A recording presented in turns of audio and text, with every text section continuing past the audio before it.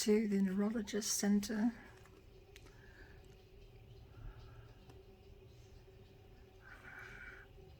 We're a bit early, so we just sit and wait.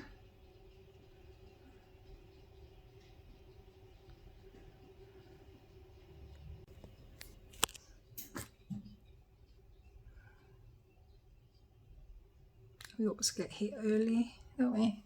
Huh? We're always early. Absolutely. When we come, any appointment, we're early. I'm hoping to get my letter today.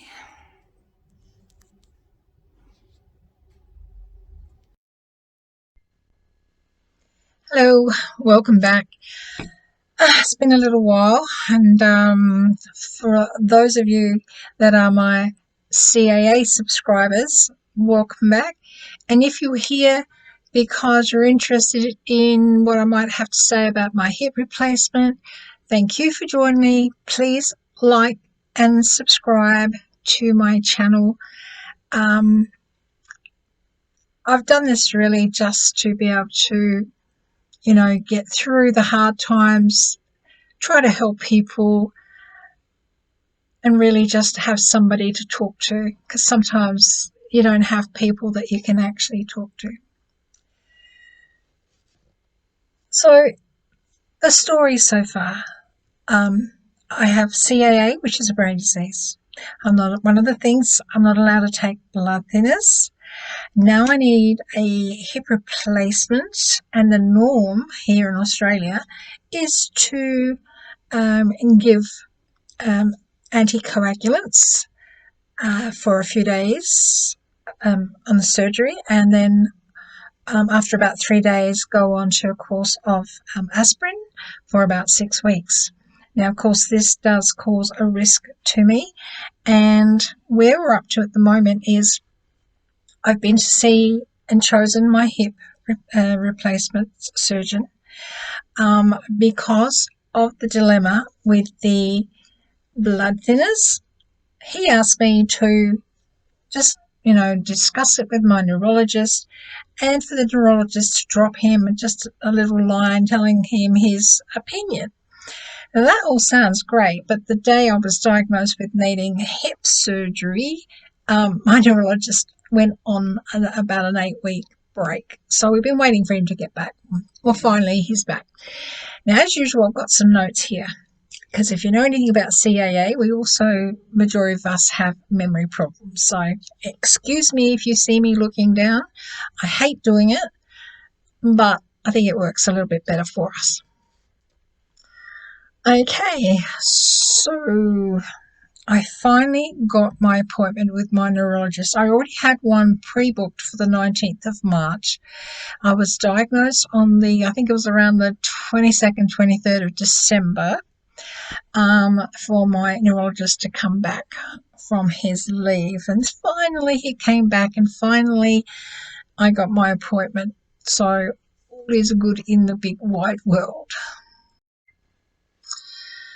So my Professor Jim, as I'll call him, my neurologist, I went to see him at my appointment, and I've got a feeling that he must have already rang the surgeon, because the way he worded his opinion and explanation and put in the letter for the neurologist, I didn't actually discuss that with him, and you'll hear that in a minute. So the only thing I can think of is, he actually rang the neurologist. So let me see here. So Professor Jim, he discussed his feelings on my upcoming hip surgery, and you may, if you've seen the other ones, seen that there was a suggestion that instead of having blood thinners, that I might have an IVC filter put in through the groin. And this is usually used when you actually have a blood clot, maybe from, when you fly and you get, I forget what it's called, or thrombosis, whatever. So it's usually used in that manner, whereas they were going to put it in ahead of time. And the idea with that is if I did have a blood clot, it should catch it and stop it from going to the lungs. So when I was talking to my professor, my neurologist, he wasn't really a fan of that procedure or doing it that way. And I'll just read to you what he actually put in his letter. He felt, in his opinion, that a short course of low-dose prophylactic anticoagulant post-operative poses a small and clinically acceptable risk of recurrent intracerebral hemorrhage.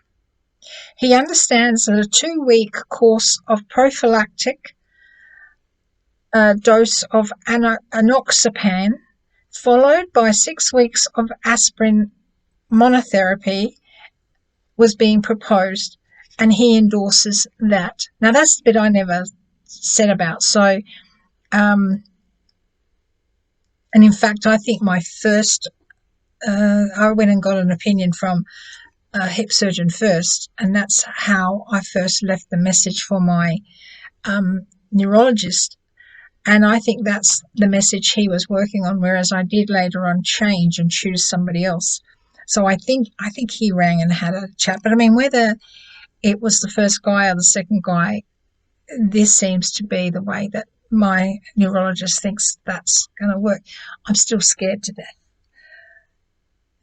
But I trust my neurologist. And again, if you'd look back, this wasn't, that's not the way it always was. And I changed neurologist. But I trust him. And there comes a point that you have to trust somebody. I've got to have this surgery. What do I know about anything, So by the time I got there to the appointment on the 19th, he already had written a letter and he'd actually sent it off.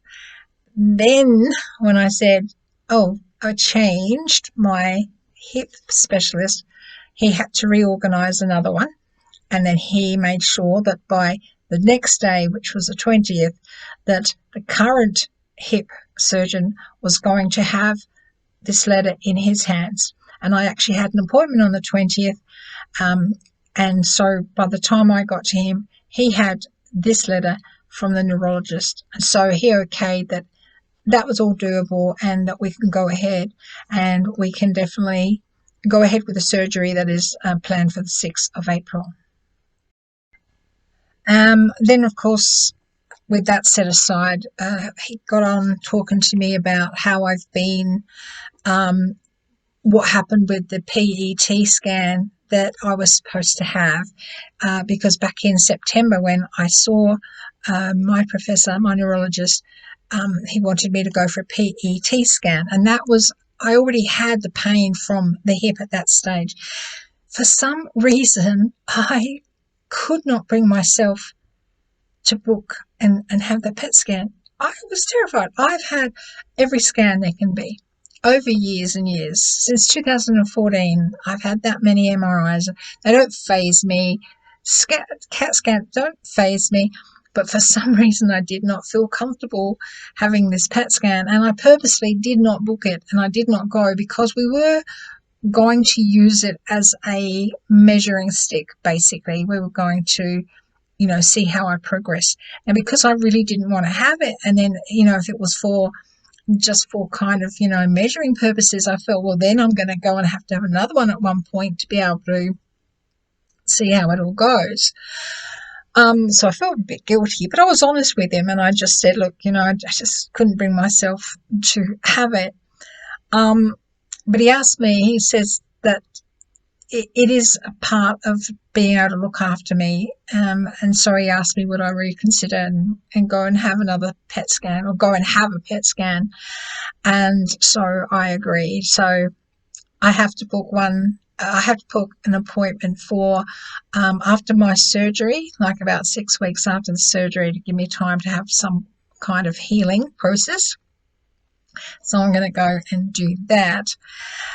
He queried whether I had actually, seen any other changes in myself. Now, I did mention something that's been happening to me. Now, normally I probably wouldn't have. I probably I probably wouldn't have thought about it. But I read on a Facebook page, I think it was just one person, and she sort of said, has anyone noticed this happening? And when I read it, I thought, oh my goodness, that happens to me all the time. Now, I'm not talking about forgetfulness. I'm on walking sticks at the moment because I'm finding it very, very incredibly hard to walk. And I'm always hanging them up somewhere and never can remember, because if I'm having a good day, then when I start to walk up, it's not the first thing I reach for. But if I'm having a bad day, as soon as I stand up, I grab them. But sometimes I just leave a room because I'm, walking pretty good. So it's not that kind of forgetfulness. Here's an example if I could use it. So just say I've had a cup of coffee and maybe I haven't finished it and I put it down somewhere. And that would normally be on my desk where I am now, or on the table.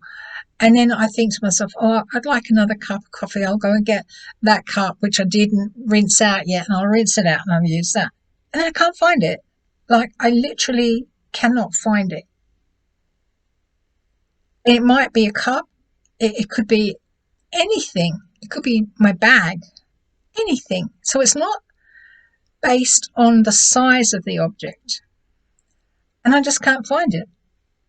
And just say it's happened here in this room. So I've had a coffee. I've put on my right hand side, I've got a space, whereas everything else is paperwork everywhere because I'm constantly working on different things. And I put my cup down, and I'll go out, into the family room or whatever. And then I think, I want a coffee. I'll go get my cup. It's gone. Like, it's literally gone. Now, I've only got one place I even put it, and that's right here, but it's gone. So then I think, okay, right, I must have taken it out. And then I go and make myself a coffee, and I'll come back with a coffee cup, and there will be the damn cup, empty, sitting there, the one I couldn't find. Now, initially that's spooky. That is really spooky. And it can be literally anything. Like my glasses. Now, everybody loses their glasses, right? Everybody. But when I'm sitting, especially in this room, I sit for hours. And if I'm on the computer, I actually don't need my glasses. But if I'm reading something, or I'm reading and then writing, it's on, it's off, it's on, it's off. But I don't have a big reach. This is as far, because I've got cupboards where my hands go. And they'll be gone. I won't be able to find them. Now, I've got a pair in here, and I've got another pair in the living room. So I don't get fussed. I sort of think, oh, well, maybe I've walked out with them, with them down on my nose, and I've just put it down out there. And you can't find them. And you come back in here, and a couple of days later, there they are. And that is freaky. So I told him about that. And I said to him, look, I'm not a hypochondriac, and I'm only mentioning this now because somebody else on Facebook is happening to them, and they're wondering whether it's something to do with our CAA. And he sat me on the bed, and he started doing some testing. So I had to couple one eye. Now I'm almost blind in this eye, so I can just see movement, but I really can't define what I'm looking at. And, cover this eye. And then he had like, the thing that you tap on your, on your knees, that thing. They tap on your knee, see if you have a reaction. But he had one like that with a little red bulb on the end. And, and he would put it up here, and he would put it on him there, here. Can you see? Can you see? Can you see? Yes. And then I had to do the other eye. Now, that's different because it has to be movement, because I can't see what it is. I can see movement. And so I felt like he didn't think I was lying or being a hypochondriac. But and maybe he's heard of that before. So anyway, so I told him about that. What else? He also asked me, because when I had a heap of blood tests again back in September, he said I was low in vitamin D. He also suggested that it's been said that vitamin D will help with your memory. So he suggested, because I was low on it anyway, to take them in a supplement form.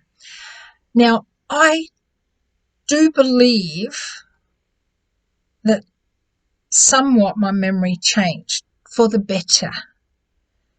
I can't clinically, that's what makes you sound like a hypochondriac, doesn't it? Anyway, I said to him, look, I believe I see a difference. Now, the next thing shocked me a bit. My husband tells me that his one purpose in life is to make me happy and keep me laughing. Isn't that lovely? And I know he does. I know he's always done that. Anyway, the professor said to my husband, have you noticed any changes? And my husband said, no, but I've never have.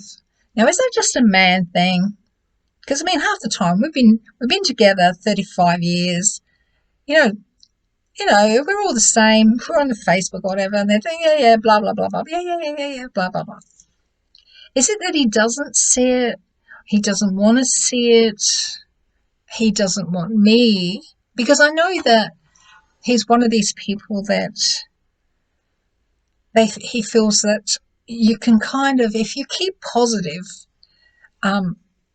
it's helpful for you, that you go downhill more if you're in a negative. So I don't know, but I was a bit stunned at that.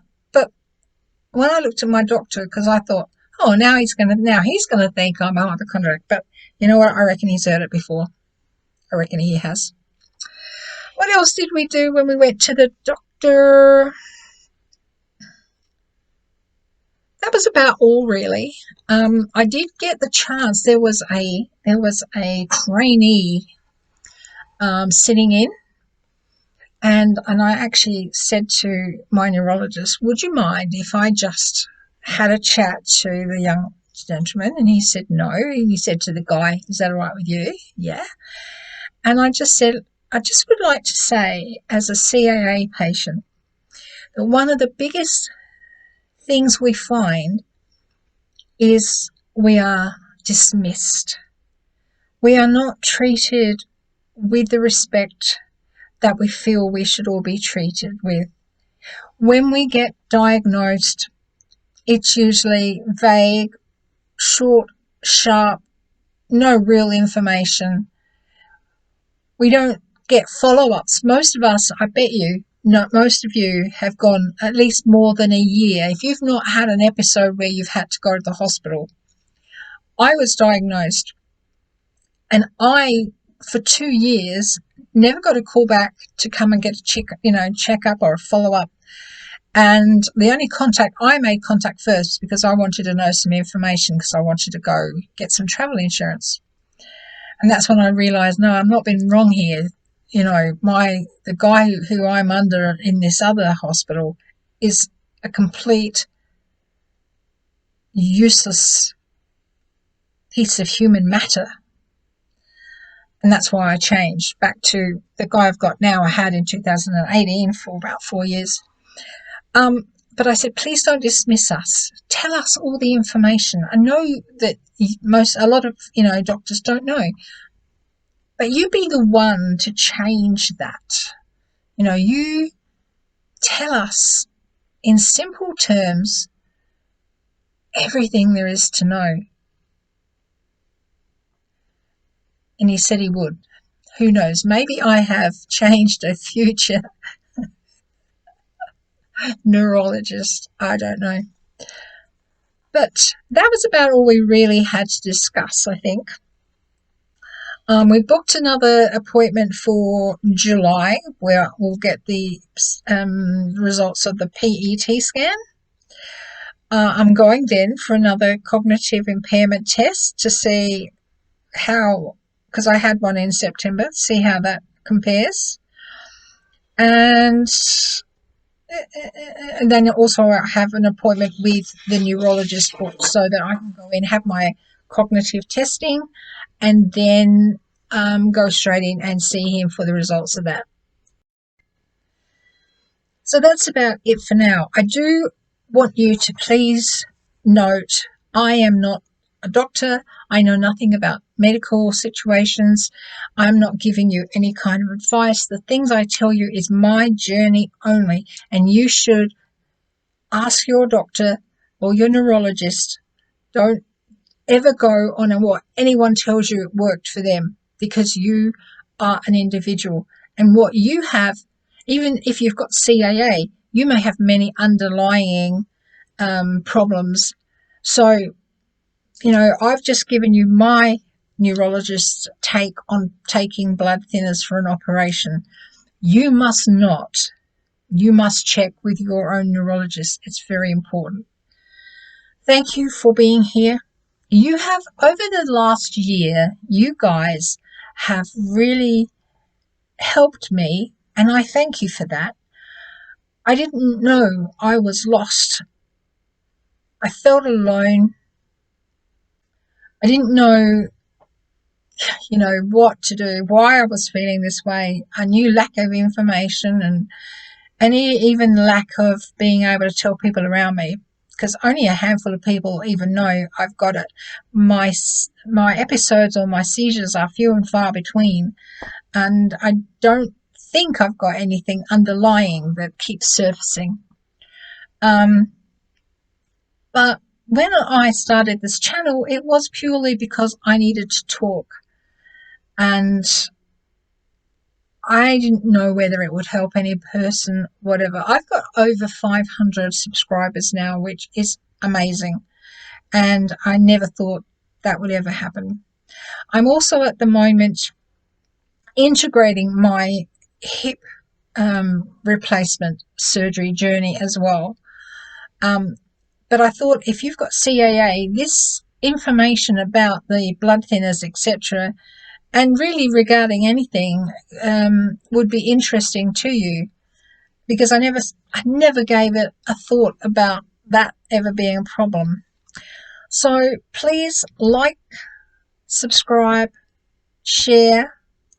I do have an email for my CAA journey. If you're interested you just want to, shoot me an email. I don't go on very often, but I do answer everything I find. And as far as comments, I still have no idea why I can see a few comments, but it tells me I've got a lot, but I can't find them. So please don't take offense if I'm not answering you. On my channel is my email address, so you can have a little look around, probably in the description, or have a little look. Thank you for joining me. Unless I'm trying all the time to keep the channel up to date or find something, but you have a great day. You know that we are all here for each other. Stay strong, stay as healthy as you can, and try to have a great day today. Thank you.